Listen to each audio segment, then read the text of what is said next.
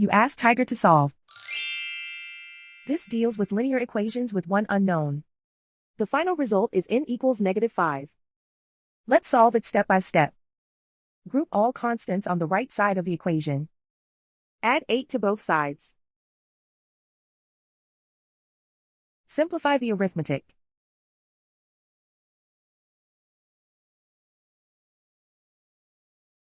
Isolate the n. Divide both sides by -6. Cancel out the negatives.